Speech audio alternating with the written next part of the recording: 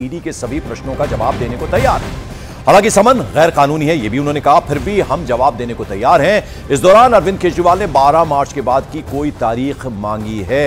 यानी अरविंद केजरीवाल तमाम जो प्रश्न हैं ईडी के, उनका जवाब देने को तैयार है, लेकिन फिजिकल अपीयरेंस नहीं होगी, ये बात भी उनकी तरफ से कही गई है। उन्होंने हालांकि बार बार जो तमाम आम आदमी पार्टी के नेता हैं उनका यह कहना है कि यह गैर कानूनी है, लेकिन इस बार वो जवाब देने के लिए तैयार है, लेकिन वीडियो कॉन्फ्रेंसिंग के जरिए शामिल होंगे। हर्षवर्धन जी, 7 समन, किसी तरह की कोई क्या इम्यूनिटी मिली होती है? गैर कानूनी वो बता रहे हैं, उनकी पार्टी के तमाम लोग बताते हैं, वो चाहे आतिशी हो या कोई और मंत्री हो, लेकिन इस बार तैयार हुए हैं वीडियो कॉन्फ्रेंसिंग के जरिए। क्या यह अलाउ करेगा ईडी?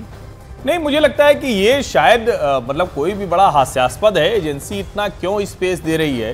क्योंकि अगर आप किसी को तो पकड़ लेते हैं, किसी को तो तुरंत घसीटते हुए उठा के ले जाते हैं। और मैं तो कहता हूं जिस तरह से ये वीआईपी और आम लोगों के ट्रीटमेंट में फर्क दिखता है, लोकतंत्र में ये अच्छी तस्वीर नहीं है। आप किसी को तो कहते हैं कि तुरंत पहले ही दिन गए, और सामान्य व्यक्ति होता तो शायद तुरंत उसको जवाब भी देना पड़ता। मुख्यमंत्री जिस तरह से अपनी पूछताछ की शर्तें तय कर रहे हैं, कोई आरोपी या कोई गवाह या जिससे पूछताछ होनी हो, वो एजेंसी के सामने अगर ये सब तय करेगा तो एजेंसी की जो कहते हैं ना कि उसकी साख पर सवाल खड़ा होता है। और निश्चित तौर पर ये गिरफ्तारी की तरफ ही मामला जा रहा है, लेकिन चूंकि कोर्ट में मामला है, अदालत इसमें आखिरी निर्णय देगा। मुझे लगता है कि एजेंसी अपना जो बुनियाद है वो पुख्ता कर रही है। बिल्कुल। और इस बीच ये जो पूरा घटनाक्रम है, जो 7 बार समन भेजा गया, 8वीं बार समन भेजा गया, इस पर बीजेपी का क्या रिएक्शन आ रहा है, जरा वो भी सुन लेते हैं।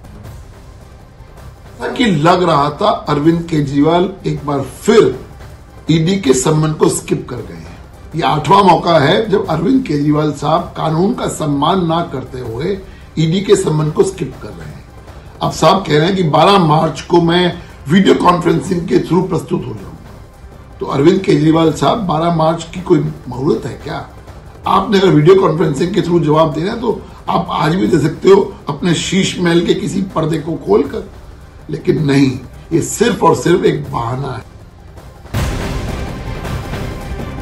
ये मैं तय करूंगा, डेट मैं तय करूंगा, ये बात कही गई अरविंद केजरीवाल की तरफ से। इस बीच बड़ी खबर, ईडी वीडियो कॉन्फ्रेंसिंग के जरिए जिस बात को कहा है अरविंद केजरीवाल ने, उसके लिए तैयार नहीं है। यानी ईडी जो पूछताछ करे वो वीडियो कॉन्फ्रेंसिंग के जरिए कहे, अरविंद केजरीवाल की तरफ से ये कहा गया है, उसके लिए ईडी तैयार नहीं है। दिल्ली शराब घोटाले में अरविंद केजरीवाल से फिजिकली पूछताछ करना चाहता है एनफोर्समेंट डायरेक्टरेट। अरविंद केजरीवाल के 8वें समन का आज ही जवाब देगी ईडी, और पहले ही मुख्यमंत्री अरविंद केजरीवाल 8 समन के बावजूद, यानी ये 8वां समन है, ईडी के सामने पेश नहीं हुए हैं। वीडियो कॉन्फ्रेंसिंग के जरिए पूछताछ का कोई प्रावधान नहीं है, ये ईडी के सूत्रों के हवाले से खबर आ रही है। यानी जो वर्चुअली पूछताछ करने की बात कही गई है अरविंद केजरीवाल की तरफ से, बार बार वो, उनके कैबिनेट के मंत्री, तमाम ये लोग ये कह रहे हैं कि गैर कानूनी है ईडी जिस तरह से समन भेज रही है। 7 समन पर हाजिर नहीं हुए हैं, अब 8वां समन भेजा गया है। इस पर एक नई तारीख दे दी गई है अपनी तरफ से अरविंद केजरीवाल की तरफ से कि मैं तमाम जो प्रश्न हैं, जो सारे सवाल हैं, उनका जवाब देने को तैयार हूं, लेकिन फिजिकली अपीयर नहीं होऊंगा ईडी के सामने,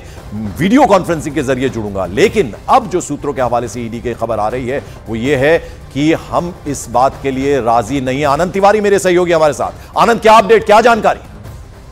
जी देखिए पंकज, जो ईडी सूत्र बता रहे हैं कि जो अरविंद केजरीवाल ने मांग करी थी कि उनसे वीडियो कॉन्फ्रेंसिंग के जरिए पूछताछ हो, उससे ईडी ने साफ इंकार कर दिया है। ईडी सूत्रों का कहना है कि पीएमएलए में ऐसा कोई भी प्रावधान नहीं है कि कोई जिसे सम्मन्स किए गए वो वीडियो कॉन्फ्रेंसिंग से एजेंसी के सामने पूछताछ में शामिल हो।